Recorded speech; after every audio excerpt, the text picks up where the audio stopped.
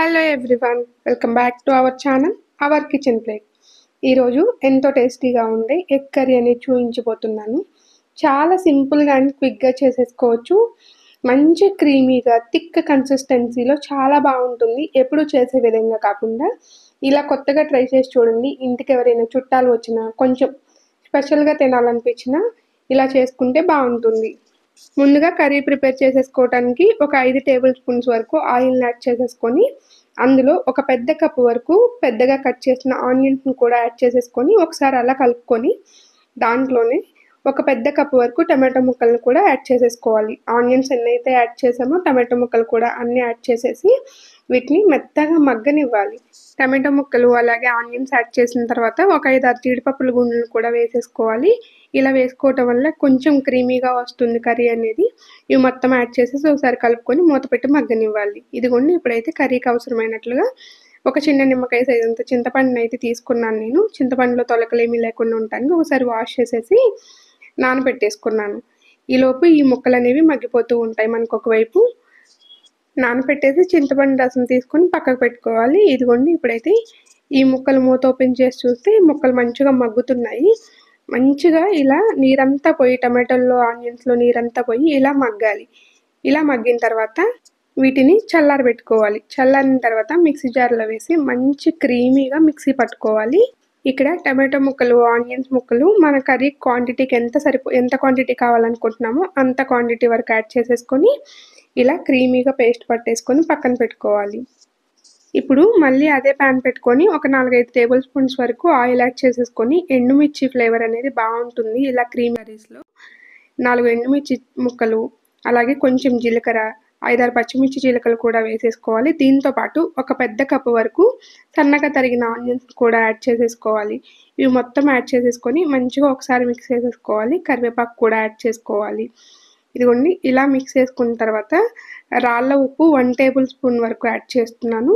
అలాగే చిటికెడు పసుపు కూడా యాడ్ చేసేసి మంచిగా ఆనియన్స్ అనేవి గోల్డెన్ బ్రౌన్ కలర్లోకి వచ్చే వరకు ఫ్రై చేసేసుకోవాలి. ఇక్కడ నేను అల్లం వెల్లుల్లి పేస్ట్ అనేది వేయట్లేదు, ఎందుకంటే కర్రీలో నేను ఎల్లిపాయ కారం వేస్తున్నాను కాబట్టి ఇంకా అల్లం వెల్లుల్లి పేస్ట్ అనేది సపరేట్గా ఏం వేయట్లేదు. అల్లం ఫ్లేవరు అంతగా బాగోదు పుల్లగా పులుపు పిండిన కర్రీస్లో, అందుకని చెప్పేసి వేయలేదు.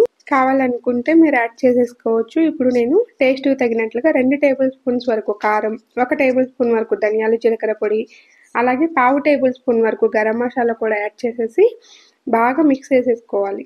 ఇలా మిక్స్ చేసుకున్న తర్వాత మనం ఆల్రెడీ చింతపండు పులుసు పిండి ఉంచుకున్నాం కదా, దాన్ని కూడా యాడ్ చేసేసి మంచిగా క్రీమీగా ఒక 10 నిమిషాల పాటు ఈ ఆనియన్స్లో ఉడకనివ్వాలి. ఇలా ఎక్కువసేపు ఉడకటం వల్ల ఏంటంటే పులుపు అనేది డామినేట్ చేయదు, కానీ ఫ్లేవర్స్ అనేవి కర్రీకి మంచిగా పడతాయి. పులుపు ఎక్కువగా ఇష్టపడిన వాళ్ళు ఇట్లా ప్రిపేర్ చేసేసుకోవచ్చు, కానీ ఫ్లేవర్ అయితే అస్సలు తగ్గదు, బాగుంటుంది. ఇదిగోండి, ఇలా మంచిగా ఉడికిన తర్వాత అప్పుడు మనం ఆల్రెడీ ప్రిపేర్ చేసుకున్న ఆనియన్స్ అలాగే టమాటో పేస్ట్ ఉంది కదా, అది కూడా యాడ్ చేసేసుకోవాలి. ఇది మొత్తం యాడ్ చేసిన తర్వాత బాగా కర్రీలోకి కలిసిపోయేటట్లుగా ఒక 3 నిమిషాల పాటు అలా కదుపుతూ ఉండాలి, అడుగంటనివ్వకుండా. ఇలా కలిపిన తర్వాత అదే జార్లోకి ఒక అరకప్పు వరకు వాటర్ తీసేసుకొని దీంట్లో యాడ్ చేసేసి ఒకసారి బాగా మిక్స్ చేసేసుకొని మళ్ళీ ఒక 10 నిమిషాల పాటు ఉడకనివ్వాలి.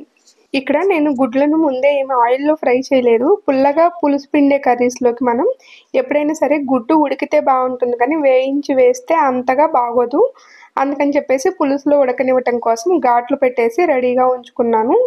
ఇది పులుసు మొత్తం ఉడికేలోపు ఇదిగోండి, ఇలా క్రీమీగా పులుసు మొత్తం మంచిగా దగ్గరకు వచ్చేసింది. ఇలా దగ్గరకు వచ్చిన తర్వాత అప్పుడు గుడ్లను యాడ్ చేసేసి మళ్ళీ ఒక పావు గంట సేపు ఉడకనివ్వాలి. ఈ పులుసు అంతా గుడ్లు యాడ్ చేసిన తర్వాత ఒకసారి గుడ్ల మీద కనుక్కొని అలా ఉడకనిస్తే మంచిగా ఫ్లేవర్స్ అనేవి ఎగ్లోకి కూడా బాగా పడతాయి.